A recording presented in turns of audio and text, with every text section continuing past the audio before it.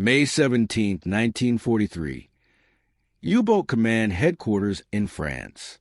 Captain Zuersee Eckert von Gotha studied new intelligence on American naval production. The photos showed a curious vessel, a small escort carrier named USS Bogue, already active for 8 months, but only now attracting German attention. Gotha scoffed at the idea of turning merchant ships into aircraft carriers. He handed the image to his superior, Rear Admiral Hans-Georg von Friedberg, who was equally unimpressed. "The Americans are building carriers from merchant ships," Gotha wrote with contempt. "Floating crates with a few aircraft. No threat to our U-boats." What these men didn't realize was that they were staring at the weapon that would render their U-boat fleet obsolete in less than 2 years. 18 months later, German submarine crews would refer to their Atlantic patrols as suicide missions. The transformation had already begun in American shipyards. At the forefront was Henry Kaiser, an industrialist who approached shipbuilding with the logic of automobile factories. He wasn't building 1 or 2 warships. He was producing them faster than the Germans could build submarines. Escort carriers like the Bogue weren't built for elegance or strength. They were slow, unarmored, and lightly armed. But that was never the point. The Americans would produce so many of them, at such an incredible pace, that their very presence would shift the tide of war. The story really begins in June 1941. Even before Pearl Harbor, President Franklin D. Roosevelt saw the need for a massive expansion of American naval aviation. Full-size fleet carriers took 3 years to build and cost as much as 10 destroyers. So Roosevelt proposed a radical idea: convert cargo ships into small aircraft carriers and mass-produce them using civilian shipyards. Naval experts, both American and German, dismissed the plan as absurd. The ships would be slow and vulnerable, an easy target. But Roosevelt and Kaiser weren't aiming for perfection.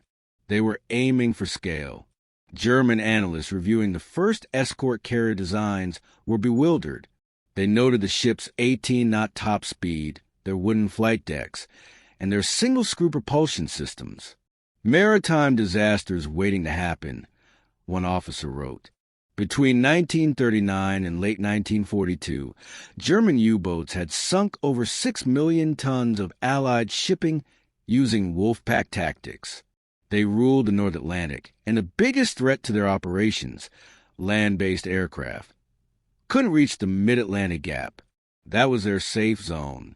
But the escort carriers were designed to change exactly that. At first, German officers dismissed these new ships as desperate measures. They were wrong. The escort carriers didn't need speed. They traveled with convoys that already moved slowly. They didn't need large air wings either. Just a handful of aircraft to force U-boats to submerge.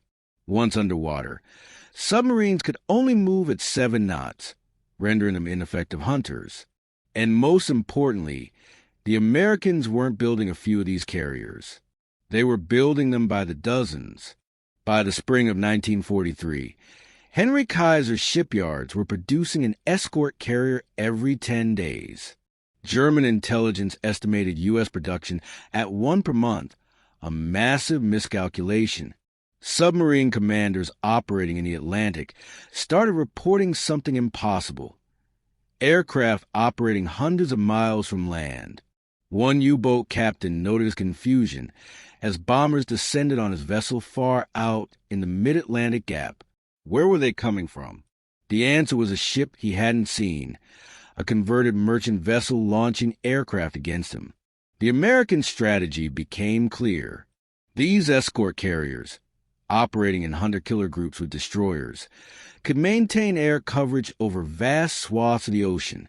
Each group could sweep a radius of 100 miles, and with multiple groups overlapping, the entire Atlantic became dangerous for U-boats.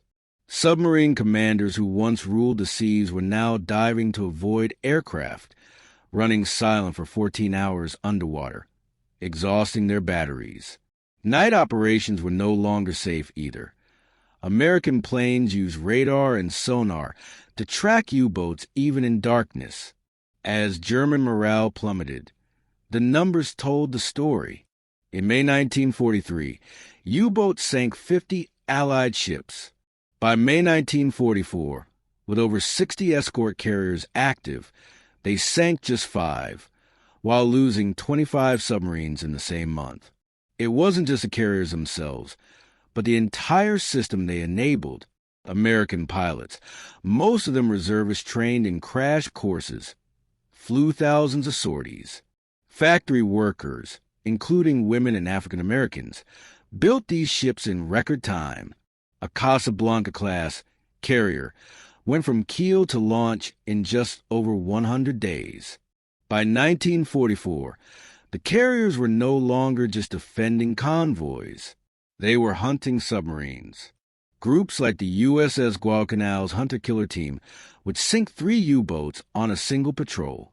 One mission ended with the capture of U-505, the first enemy warship seized at sea by the U.S. Navy since the War of 1812. By war's end, the U.S. had built 151 escort carriers, with Britain using another 29 based on American designs. The carriers flew over 460,000 sorties and sank, or helped sink 53 German U-boats and 17 Japanese submarines. Germany had entered the war with 57 operational U-boats and built over 1,100 more. They lost 785 of them, 175 to escort carriers alone. By 1945, American carriers dominated the Atlantic so thoroughly that many German submarines never fired a torpedo before being sunk or forced to surrender. The survival rate for U-boat crews had dropped to 25%. 1 in 4 sailors made it home. The psychological shift was profound. German commanders who had once mocked these small carriers as floating crates came to see them as omnipresent and unstoppable. One captured officer put it simply, "Those little carriers you build in weeks destroyed the elite of German naval power."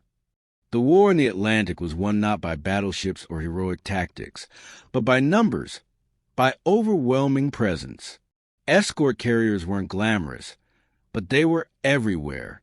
They turned the vast, deadly ocean into an Allied lake. They did what sonar and depth charges never could. They ended the U-boat threat completely.